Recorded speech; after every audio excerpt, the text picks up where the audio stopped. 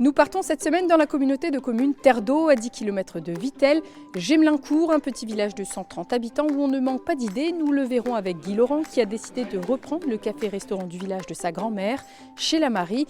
Nous découvrirons également le haras de la Castille avec Benjamin Croisier, spécialisé dans la reproduction équine. Mais pour débuter, nous sommes avec vous, Jean-Luc Yardin, vous êtes le maire de cette commune depuis 1989. Alors il y a eu une petite pause, très courte interruption de 18 mois à peine. Voilà. Qu'est-ce qui vous a déjà, en 1989, motivé, poussé à prendre les rênes de cette commune? À l'époque, j'avais des enfants en bas âge, les enfants n'avaient rien du tout. C'était les anciens qui drainaient un peu leur bien foncier. Et ça, les jeunes, ça nous horripilait un petit peu. On a dit il faut qu'on aille un peu bousculer les anciens, quoi. Donc je me suis présenté en 83, j'ai pris une bonne calotte. Je ne me suis pas dégonflé, j'y suis retourné en 89, et en 89 j'ai été élu. Alors Gemelincourt, 130 habitants aujourd'hui, Ouais. mais par le passé, beaucoup plus. Oui, alors là vous êtes dans un ancien village minier. On avait des banquiers sur Mirecourt.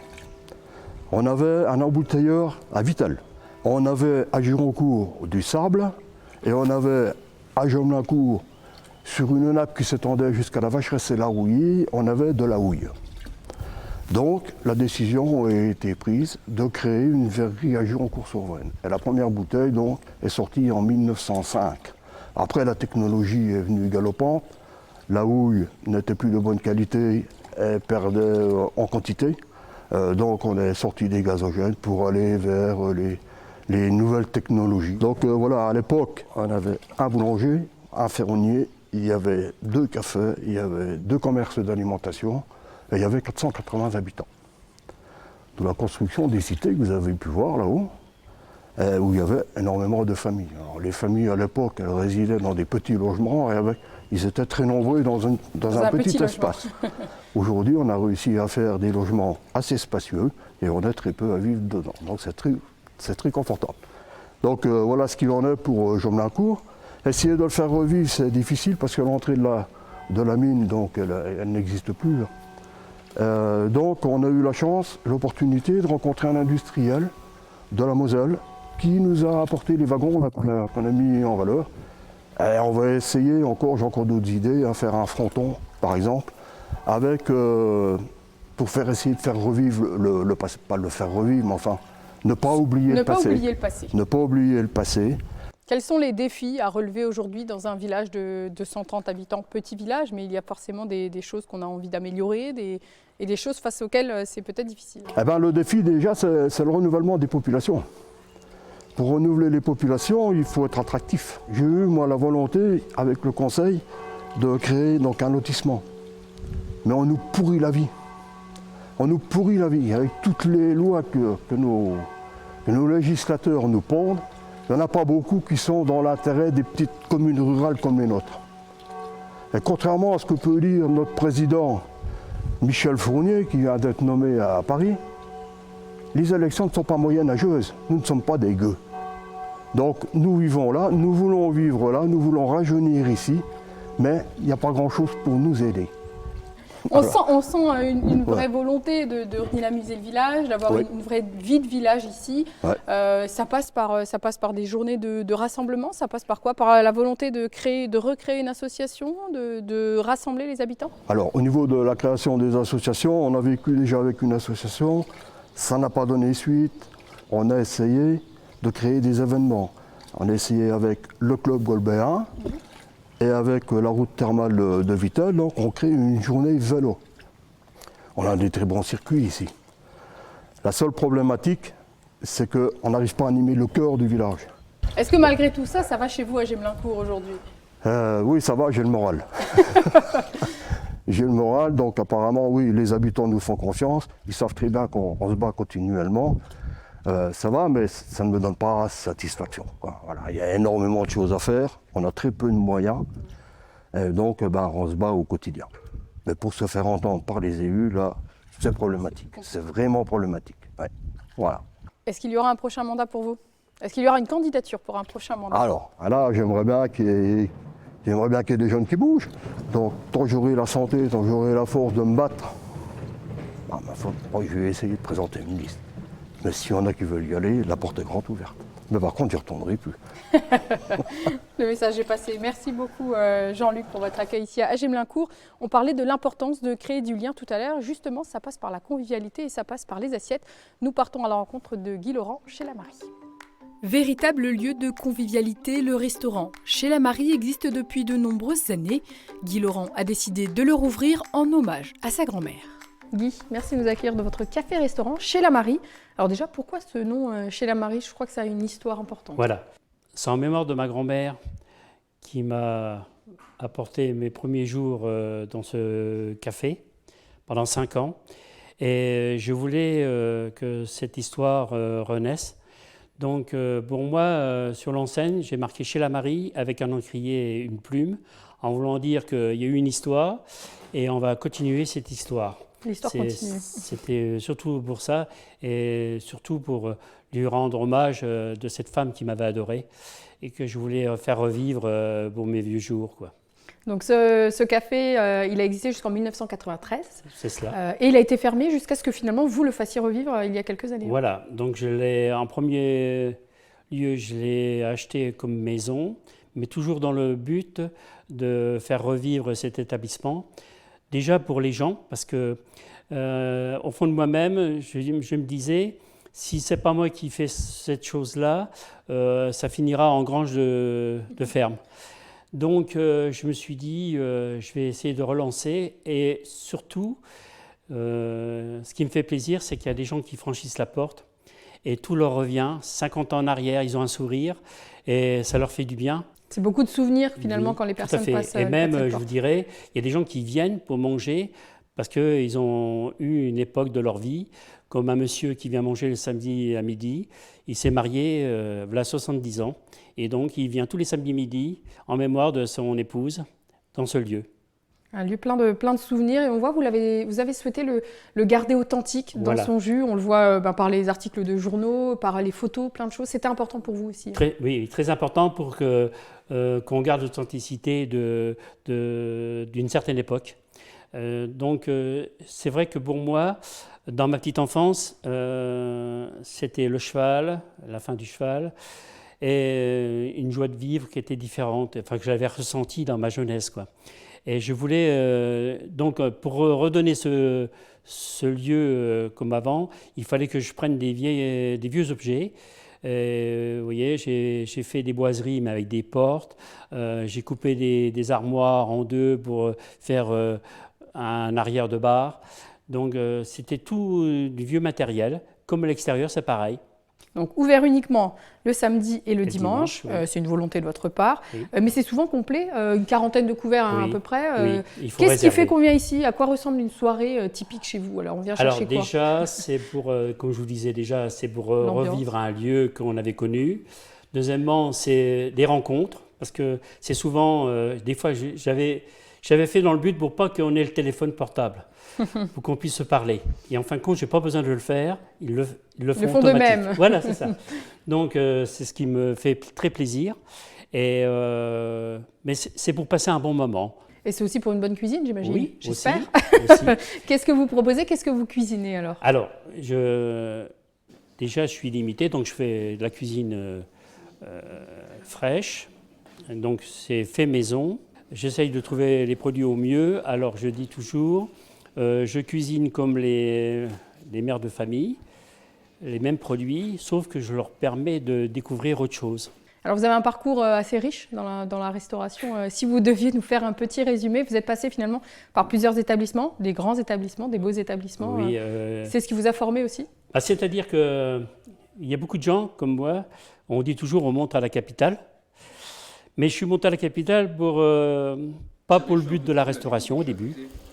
C'était parce que j'étais reconnu comme bon danseur et en parallèle je faisais ce métier-là. Donc j'ai commencé par un établissement, une brasserie sur les rues de Rivoli. Et bien sûr, je ne connaissais pas la capitale, donc après j'ai commencé à découvrir d'autres personnes qui m'ont proposé d'autres places. Et j'ai ouvert le centre Les Quatre Temps à la Défense pendant 1 an et demi que j'étais chef. Et puis je ne voulais pas rester là, dans ce domaine-là, je voulais encore aller plus loin. Mais j'étais très loin parce qu'en fin de compte, je me suis arrêté sur les Champs-Élysées. Donc j'ai démarré comme second et après on m'a mis comme chef sur les Champs-Élysées. Et on faisait entre 800 et 1100 couverts par jour. Hein. C'est pas pareil. C'est pas pareil. Mais ça fait partie. Mais C'est ça ce qui vous a permet, formé. voilà, c'est-à-dire que 100 couverts ne me fait pas peur. Et est-ce que vous avez conscience que finalement ce lieu, c'est aussi un lieu de lien social? Dans un village, c'est tellement important. Très important, très important. Et je pense que même à notre époque, je pense que à l'avenir, c'est ce que les gens vont rechercher le plus. Merci beaucoup Guy de nous avoir accueillis chez la Marie. On quitte les fourneaux pour les écuries maintenant. Direction le Haras de Castille avec Benjamin Croisier.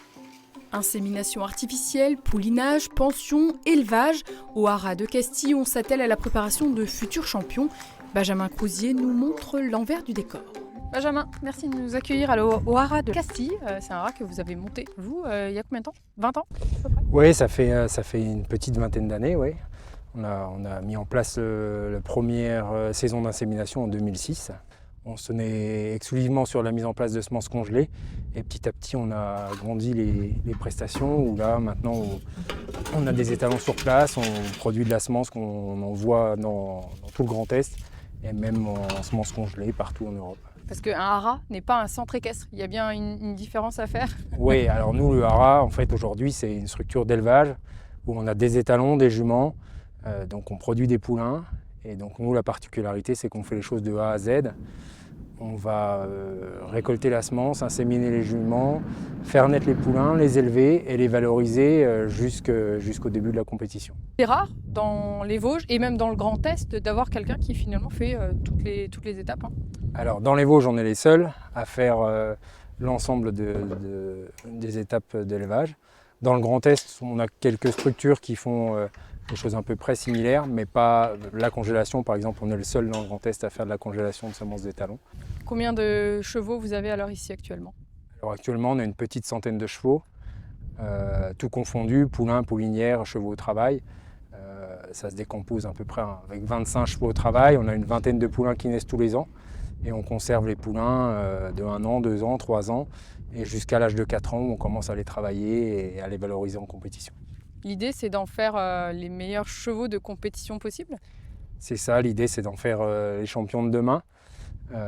Donc on s'y attelle tous les jours, en raisonnant les croisements, le génétique et l'élevage, et en même temps, après, le travail et l'apprentissage à leur futur métier de sportif.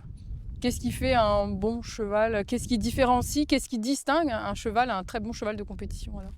Il y a beaucoup de choses. Il y a déjà les qualités naturelles, donc le physique, l'aisance à bouger son corps et à faire ce qu'on leur demande. Le mental est très important parce que des fois des petits chevaux qu'on dit ils vont pas faire de grands performeurs ont une rage de vaincre qui fait qu'ils vont passer devant des chevaux qui ont plus de moyens. Donc c'est un tout et qu'il faut réussir à trouver la bonne alchimie pour faire naître le champion. Alors on parle de chevaux de compétition, c'est différent d'un cheval de course. Ils ne font pas les mêmes choses, on parle de CSO, hein, là c'est bien ça. C'est ça, donc nous c'est des chevaux de saut d'obstacle qui fait partie des 3 disciplines olympiques. Sur une race qui est principalement du sel français, et contrairement aux chevaux de course où là on travaille plutôt avec des pur sang. Et donc c'est une autre race et une autre discipline. Et on n'est pas dans le sport, on est vraiment dans les courses, qui est un autre milieu en fait. Comment on sélectionne l'étalon? Pourquoi celui-ci va permettre de faire derrière des bons chevaux, une bonne génétique forcément? Déjà c'est l'éleveur qui fait son choix, hein. Chacun a sa façon de sélectionner. Il y a la mode déjà, parce qu'on n'échappe pas au phénomène de mode. Donc les étalons qui sont des grands performeurs internationaux, forcément, sont très convoités. Après, il y a le côté affectif. Il y a des gens qui vont avoir un affect plus pour un cheval que pour un autre, par sa morphologie, par son caractère, par son histoire, qui vont vouloir faire un croisement.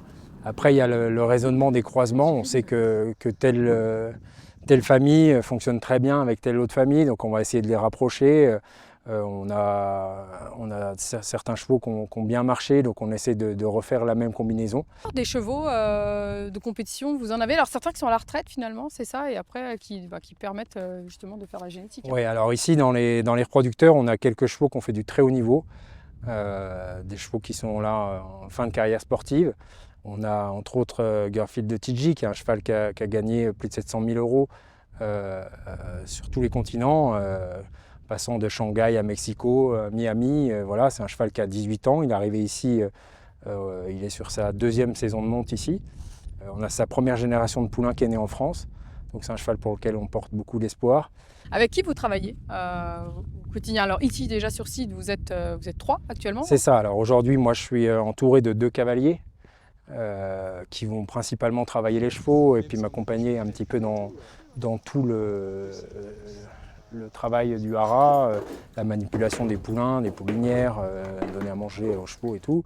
Je fais intervenir de la main-d'œuvre un peu extérieure pour des choses très spécifiques.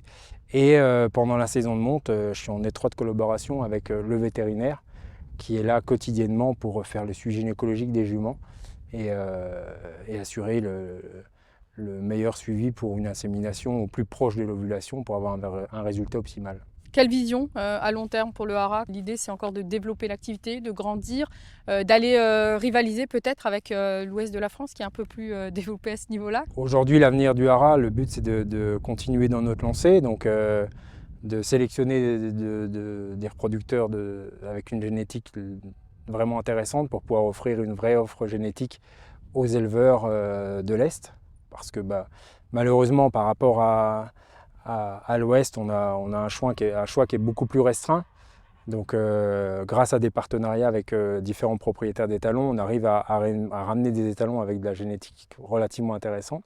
Et après, du côté élevage, le but c'est d'essayer d'avancer et de sortir le crack. Eh bien, on vous souhaite une bonne continuation au haras de Castille. Merci beaucoup, Benjamin, pour votre accueil. Merci à vous de nous avoir suivis. Moi, je vous donne rendez-vous la semaine prochaine. Je vous souhaite une très bonne semaine sur Vosges Télé. À bientôt.